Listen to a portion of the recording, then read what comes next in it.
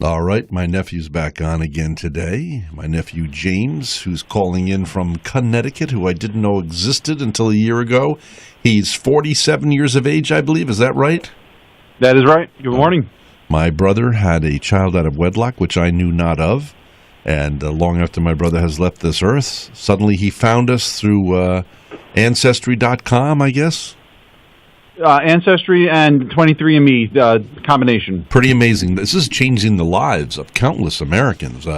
It's not the only story. Now, we also, my nephew James has brought on Joe Soll, okay, S-O-L-L, and he is an author. His website is adoptionhealing.com. He is a psychotherapist. Good morning, Joe. Great to have you on with us. Good morning, and thank you for having me on the show. Wonderful. Now, Beverly is my co-host this morning, and she is the mother of 3. And Beverly, you had a question for Joe. Yes, Joe. I want to bring the father in the picture. Do you counsel fathers-to-be? Do they have a say? Fathers-to-be? Yeah. I never get to talk to them, and I think it's very involved. But certainly they should have part in the discussion of whatever goes on. Mm-hmm. I just very rarely get to counsel or help anyone who is dealing with a pregnancy that they don't know, that they are not sure what to do with, not sure how to handle. And usually by the time somebody gets to me, they've already been pretty much brainwashed by the adoption industry to that the right thing to do is to not keep their baby. Okay, that answers my question. Thank you. Mm-hmm. All right, you're welcome. James, you had a few points you wanted to for us to focus in on during this next hour on adoption, and what's one of those, please? Well, Joe was talking about international adoption and the additional complexities of that. Joe, would you discuss that, please? When a baby, let's take a baby from Korea, because I deal with many Korean adoptees, and the baby loses not only her mother, but her country, her mother country, her mother tongue, her mother language. Mm-hmm. Her baby loses the whole world. So it's more than just losing her mother. There is every country has their own particular odors of the air, the foods, the culture. Everything is gone for the baby, and now the baby is brought to the United States, let's say, where everything smells wrong and looks wrong and sounds wrong, because the baby has heard the mother tongue, for example, in utero. And now the baby comes here, and the baby is of color, and the baby is with white people. And every time the baby, as growing up, looks in the mirror and sees an Asian face, for example, it reawakens the trauma of not being where she should be. Now I'm not sure if you're going over the edge here. I'll tell you why. Because I was brought up in a home where there was no prejudice taught. For instance, Brennan. Remember Brennan, the comedian that used to take over Johnny Carson's show? Okay, so I didn't know until he joked around when I was 19 years old, saying that Jews had big noses. I never knew Jews had big noses, and I never knew that it took 3 Polacks to change a light bulb until I was 22. You know what I mean? Two to turn the ladder, 1 to hold the light bulb. Anyway, so ha. I'm only having a run. But seriously, I'm not talking about racism. No, I'm talking about the baby's experience. The baby is out of place. The baby looks in the mirror and sees a face that doesn't fit in with where she's growing up, and that's a trauma. No. I understand the uteral thing. I get the uteral thing because they're in there 9 months and they hear a lot more and see a lot more than we ever have knowledge of. Correct?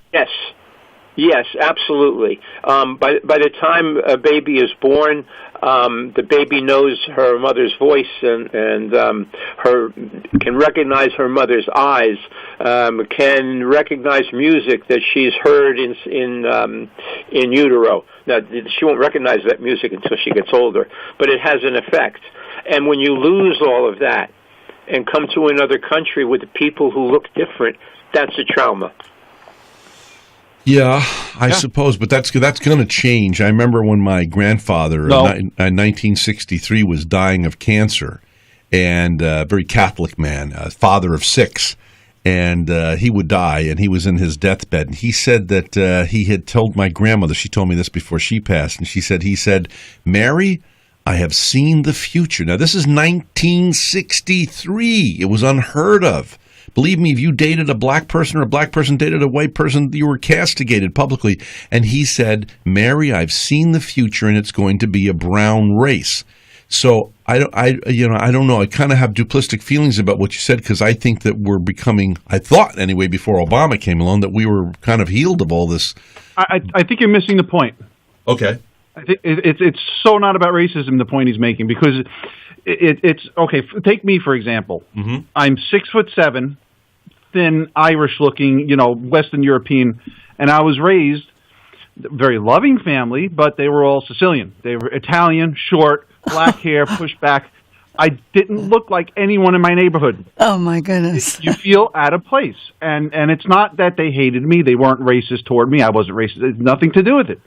It's different because you can't understand it because you were brought up with people that were similar to you. But I want to know, you're part of the family. What can I say, huh? You're part of the family. You what's the matter? My adopted grandfather was an extra in The Godfather, for example. No, where? Come on. You don't get more Italian than that.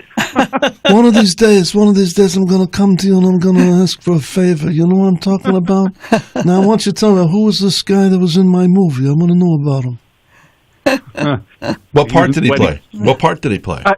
He didn't have a speaking role. There was just a bunch of people in the wedding scene. They had to look the role, though. That's for sure. No, I had a guy in here last year. He lives near here, and he showed me a picture. He was in The Godfather, but he was standing next to the Godfather's wife when she was singing at the wedding. But he didn't have any parts. He's just standing there next to her, But anyway, can you imagine what it's like to have a part in a historic movie like that? And they wanted to fire Francis Ford Coppola midway. They wanted to fire him. Anyway, that just shows you the human species. You get the point now that it's not about. We're not discussing racism at all. No. Okay, now that you clarified that, the boys are okay here. Put your guns down, boys. Put your guns down. How is the trauma different, Joe? What you described, James, and I grew up the same way. I was short and blonde, and my family were all dark-haired and tall. Uh-huh. And every time I went out in public and somebody noticed the difference and they gave me a look, well, that look causes pain. Well, and it may not even be, because even I remember when I was a teenager, somebody wasn't nice to me at the grocery store. I'd go home and say, hey, Mom, I must be funny looking or something. She said, no, she was having a bad day. Now, Cece, who is James's half-sister, who my brother had also a daughter, we found out. So he got around in the 60s, apparently. But anyway, Cece said that she was brought up by a very affluent Jewish family. She's half Jewish. My brother's girlfriend was Jewish. But that the father would say at the kitchen table, he'd say, one of you are adopted. There were 2 boys. They were the natural boys, and she was the one that was adopted. But they were 2 boys that were born, of their natural parents, whatever the wording is here. And anyway, can you imagine that this father said, well, one of you are adopted, but we're not going to tell you who? What a thing to say. No, he didn't say that. You're mistelling the story. He would say that I love you all equally. He was actually trying to say a nice thing. He was not being mean. Yeah, but to say that one of you were adopted, and I'm not going to tell you which one. The delivery sucked, but he was trying to be nice. He was trying to tell his kids he loved them all. It was not malicious, but it's just people all the time hurt people, though, even though they don't have a malicious intent, Of course. And again, I'm raised with all these Italians, black hair, pushed back, and I'm a little boy who's got this very blonde, curly hair. Mm-hmm. I get these old Italian women say, oh, I love your hair. I wish I had hair like that. That's what a young boy wants to hear, that this old woman wants hair like his. I remember they always wanted my eyelashes. Can I go back a step? Please. Okay, please. If we accept that the loss of a mother is a trauma, then anything that reminds us of that loss is a trauma inducer. Yeah. What are some of those things? Every time somebody says to me I'm special or chosen or lucky, they're reminding me that I lost my mother. And so those words cause trauma. So we keep getting re-traumatized. for our mothers who have lost babies, and they walk down the street and they see somebody else with a newborn baby. It's going to remind them they lost their baby. Trauma. So the trauma just keeps popping up all over the place, and nobody recognizes it. So this is not about blaming any, for example. People don't often know what they're saying and what it causes, but the pain is there. So the pain James had growing up, the way he grew up looking different, or the pain of having your skin be a different color and the way you're treated, reminds you of losing your mother, and that just keeps deepening the trauma, making it worse. And it's really, really, really insidious how profound this trauma is. Well, I know that you. Right. I know that you walked to New York, Joe. Joe Soll, of course, in case you've just tuned in, is a psychotherapist, and he works particularly with adoptees. He has adoptionhealing.com, and he has 10 books to his credit, adoptionhealing.com. Now, you walked to New York, from New York, to Washington. By the way, how long of a walk is that? It's 247 miles in about 3 weeks. You walked 3 weeks? Yes. By yourself, or did some people join you? No, there was a band of. No, I didn't do it alone. There were a band of other adoptees and natural mothers, and some adopted parents too, who walked with us, who believe that the system is horrible. So we walk for two things. One is the right for adopted people to know where we come from, which is a no-no in most states, and to try and create an awareness of the need for family preservation, to keep families together. Well, they certainly don't have the best interest of the child in mind when they block the doors and shut it down. If a child wants to know where their roots are, they should have every right. This is only to protect the parents that have adopted them from being hurt. Am I correct about this? Or well, if you ask, people would say, "Well, it's to protect our mothers from us coming back in their lives." Oh. But I don't think that's the real reason at all. No. And the fact is that outside the United States, most countries the records are never closed. They don't care about stopping people from knowing where they come from. The adoptees in those countries. If you want to know, we'll tell you. So, right. But in this country, I think 8 states have open records. But even then, there's conditions on being able to know. And I agree, why should anybody not be able to know where they come from? Or why should a mother not know where her child is? Yeah, and these laws, you mentioned that there's stipulations in these laws. They need to be passed more cleanly. It should just be full-on open access. Yes. Absolutely. Yes, no conditions. You want to know where you come from? Here's your information. Well, what are you... go ahead, I'm sorry. I'm sorry, too. In the states that opened up the records, I don't think there was a rash of restraining orders against the adoptees. There never have been. No. Never have been. No. It's a silly law. It doesn't cause a problem. I once met, years ago, I met with the director of adoption for Argentina, for the whole country, because it's different there. And I said, well, what if somebody wants to know where they come from, and they come to you and say, I want to know who my mother is? She said, well, then we'll tell them. What business do we have in meddling in people's private lives? That's right. Their relationship. They want to contact their mother. They contact their mother. If she says no, okay, she says no. And it's very rare that a mother says no.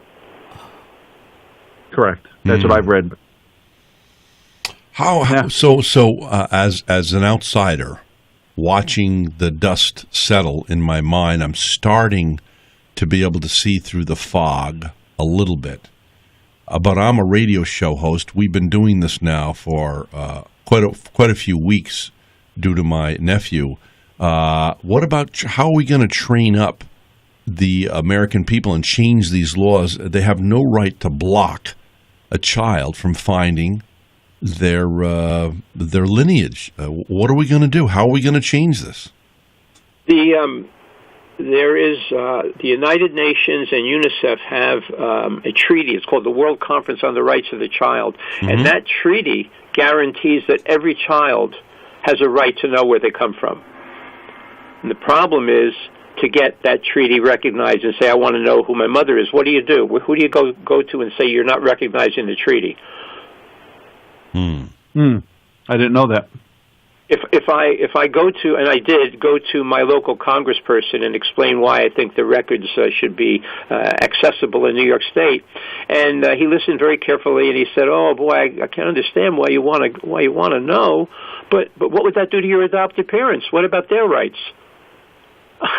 So Wow. what rights do my adopted parents have in terms of my knowing where I come from? Yeah. Wow. What kind of crap is That's that? crazy. That's crap. What That's kind it of is. You're right. crap is that? But that's a common response from a legislator is they're more worried about our adopted parents than they are about us. I'm going to play you might call it the devil's advocate. Okay, so I'm a guy who never had children. So now, even though in my later years, I want to adopt a child. Okay, so I somehow I don't know how the whole process is, but I do it, not illegally, but legitimately or whatever that is. And I have a little girl, and I'm just tickled, and I give up all my social activities because she is my life, and I'm dedicated to her. And all of a sudden, 6 months go by, though, and the idea of her being snatched away from me, and her, or let's say we're together 3 years. Let's say we're together 3 years. She loves me, I love her, I'm her daddy. And then, if the records are open, that she can be just snatched away from me because somebody decides somewhere, well, I'm the mother and I was addicted to drugs and now I'm not and I want my girl back. Well, what happens then? And well, first of all, I don't think that this is a common problem of people being snatched back, but I do believe that adoption should be open, and that children who are adopted should have absolute contact with their natural parents on a regular basis for the health of their relationship with their adopted family as well. And I have adopted parents who come to me with their kids for therapy who believe in this, that their kids should be able to have a contact with both. Why? Let me ask you a question. If somebody can love two children, they have two children that they've given birth to, and they love them both with all their heart. Why can't a child love two mothers? They can. They can, without a doubt. But that's not my point. My point is if they want to take the child now after 3 years, take the child away from me. It just doesn't happen. It's very, very rare. Usually if the mind is changed and they want to have parenting, it happens a lot quicker, which is why the babies need to stay with the mothers for a longer period of time so that the mothers are making a more rational decision and not rushed into it under duress. Because you said that Linda, your mom, regretted giving you up for adoption, and it haunted her all those years. I mean, maybe 3 years. I think that statement could be made to almost every natural mother. I'm not going to say every one of them, but most of them. But all of a sudden, then they find out that after 3 years, I just can't live with this pain anymore. I want my child back. That's very selfish too, because is that best for the child to be snatched away from? Well, no. Let's leave away snatched away because that's not best. No, of course not. But what if the mom approaches you and says, "Look, I want to have a relationship with her too"? Yes. That's best. Right. Yeah, that's family. It's actually what happens is it's kind of like with James in my life now. Suddenly I have this extended family, which is Uncle Tom and his wife, Aunt, what's her name? I forget right now. Aunt Pat. Aunt Pat. Lovely people. And it goes on and on and on to the Anyway, we do have to take a break, okay? Now listen, folks, we're talking with Joe Soll. He is a psychotherapist. His website is adoptionhealing.com. Adoptionhealing.com. If you know someone who has been adopted, wants to adopt, someone who is an adoptee or an adoptor, get them to tune in. We'll continue this conversation when we return. This is the Mayor of the Airwaves. Who loves you, baby?